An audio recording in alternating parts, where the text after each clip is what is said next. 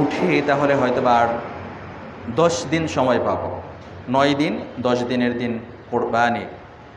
তো সম্মানিত উপস্থিতি মুসল্লিয়ান ইকরাম, আমরা কোরবানি করব, কোরবানির বিষয়ে আমাদের কিছুটা জ্ঞান বা কিছুটা ধারণা রাখা অতীব গুরুত্বপূর্ণ জরুরি বিষয়। তো কোরবানি আসলে কখন ফরজ হয়? কোরবানি জিনিসটা কি? কোরবানি জিনিসটা কি? কোরবানি হচ্ছে আল্লাহর রাস্তায় কোনো কিছুকে সঁপে দেওয়া, আল্লাহর রাস্তায় নিজের জান মাল বিলীন করে দেওয়া।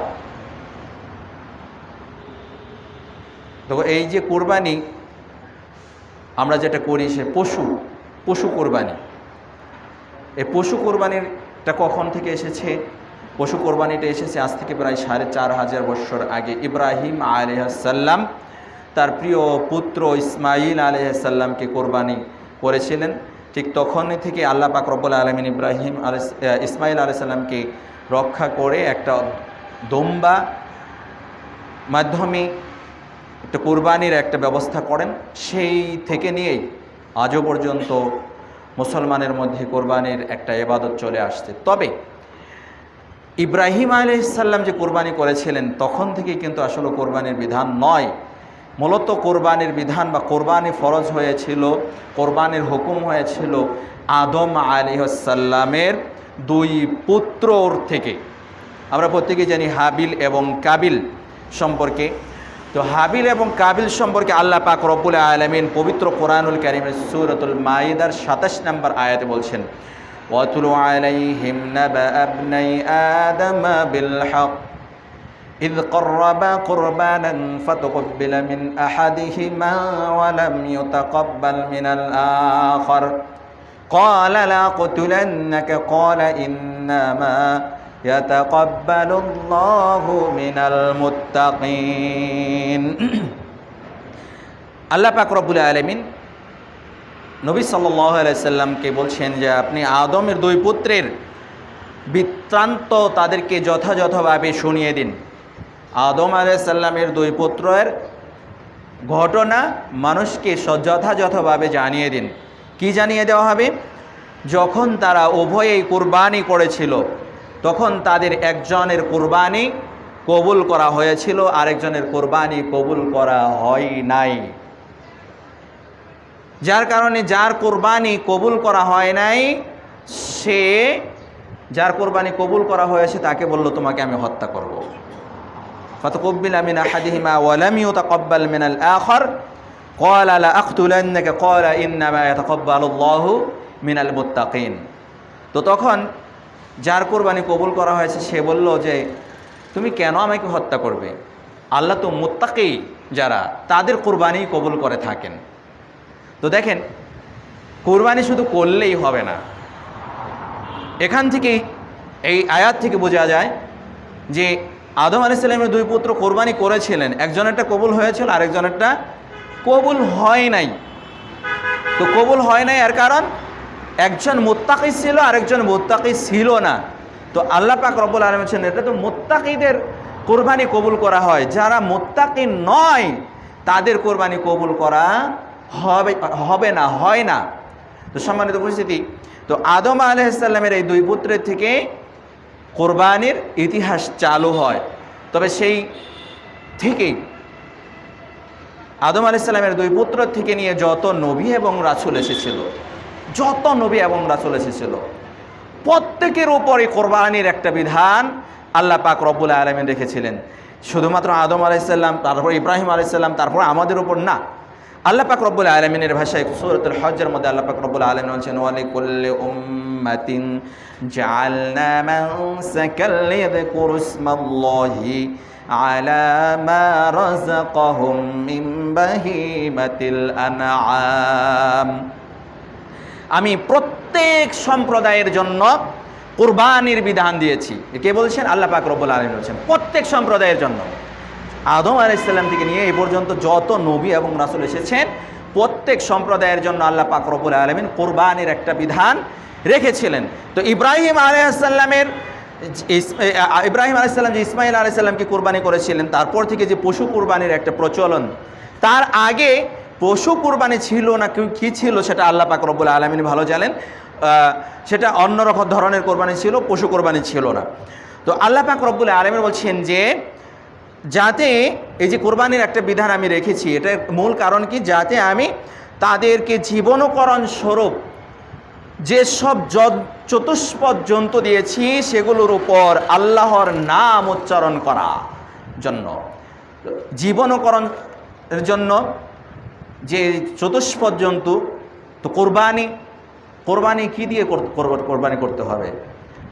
কি দিয়ে কোরবানি করতে হবে? কোরবানি করতে হবে যে চতুষ্পদ যে জন্তুগুলো, সেই হাদিস অনুযায়ী আল্লাহ নবী সাল্লাল্লাহু আলাইহি ওয়াসাল্লামের হাদিস অনুযায়ী পাওয়া যায় যে কোরবানি করতে হবে।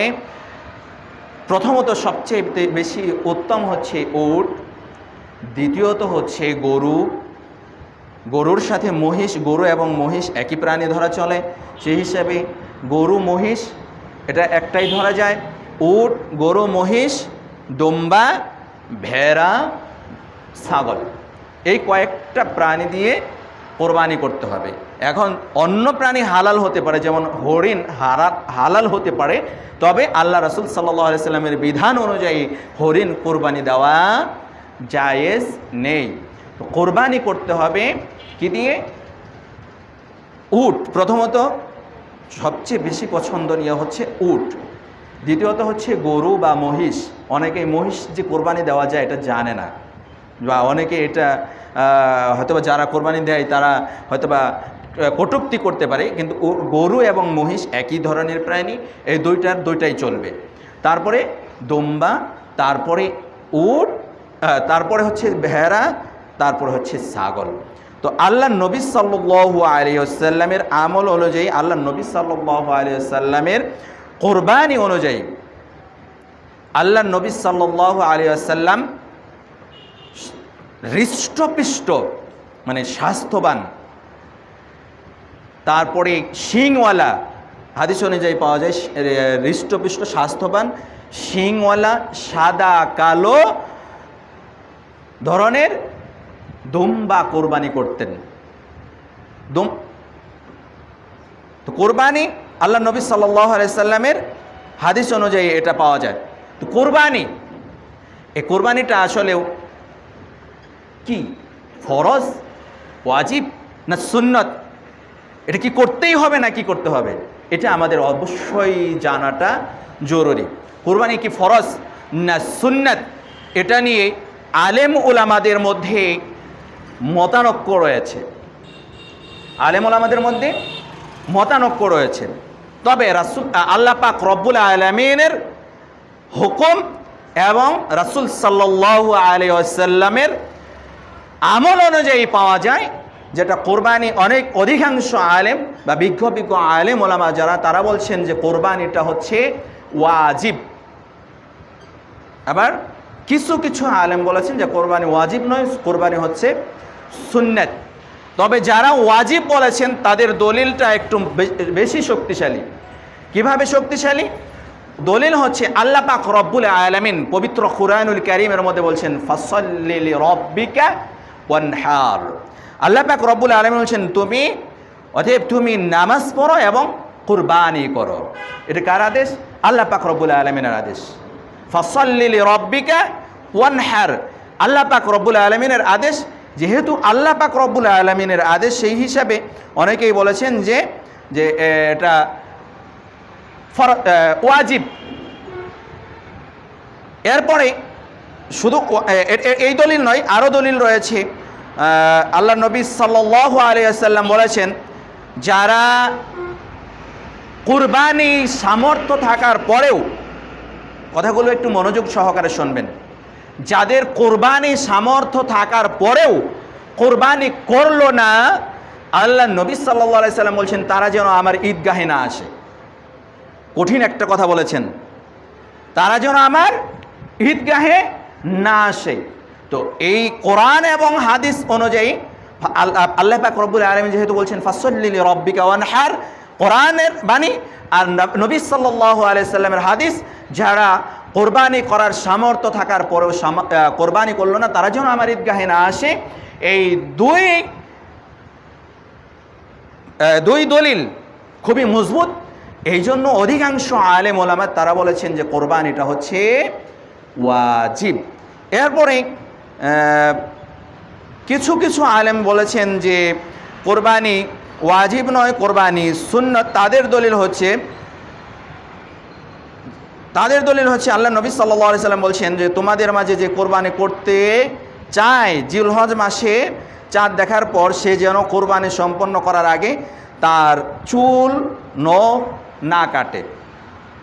তো এখানে আল্লাহ নবী সাল্লাল্লাহু আলাইহি সাল্লাম যেটা বলছেন তোমাদের মাঝে যে কোরবানি করতে চায়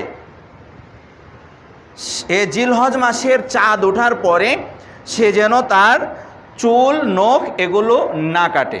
তো এই দলিলটা অনেকেই পেশ করেছেন যে যেহেতু আল্লাহ নবী সাল্লাল্লাহু আলাইহি সাল্লাম কোরবানি করতে চায়, এখানে জোরালোভাবে বলেন নাই, সেই হিসাবে আল্লাহ নবী সাল্লাল্লাহু আলাইহি সাল্লামের এই হাদিস অনুযায়ী যে কোরবানিটা সুন্নাত। তো সম্মানিত উপস্থিতি মুসল্লিন একরাম, অধিকাংশ আলেম এবং কোরআন এবং হাদিসের উপর ভিত্তি করে অধিকাংশ আলেম বলেছেন যে কোরবানিটা ওয়াজিব। তো আমরা প্রত্যেকেই ওয়াজিব হিসেবে এই কোরবানিটা ধরে নেব। যাদের সামর্থ্য আছে তারা প্রত্যেকেই কোরবানি করার চেষ্টা করব ইনশাআল্লাহ।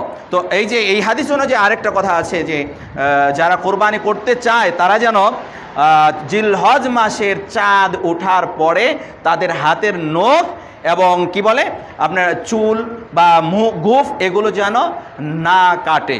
তো সম্মানিত উপস্থিত মুসল্লিন একরাম, যারা কোরবানি করবে, ধরেন আপনি কোরবানি করছেন, আপনার জন্য হাদিস হচ্ছে আল্লাহ নবী সাল্লাল্লাহু আলাইহি সাল্লাম আপনাকে বলেছেন যে আপনি আজকে যদি চাঁদ ওঠে, তো প্রত্যেকে খেয়াল রাখবেন আজকে চাঁদ ওঠার সম্ভাবনাটা বেশি। যারা কোরবানি করবেন তারা আজকের ভিতরে চুল মুছ এগুলো কেটে ফেলার চেষ্টা করবেন। আর যদি নাও কাটেন তারপর এই 10 দিনের ভিতরে কাটবেন না। যদি আজকে না কাটেন অন্ততপক্ষে এই 10 দিনের ভিতরে কাটবেন না। এটা আল্লাহ নবী সাল্লাল্লাহু আলাইহি সাল্লামের নির্দেশ। চুল, গোঁফ এবং কি হাতের নখ আজকেই কেটে ফেলার চেষ্টা করবেন। যদি কেউ না কাটেন তাহলে অন্ততপক্ষে এই 10 দিনের ভিতরে কাটবেন।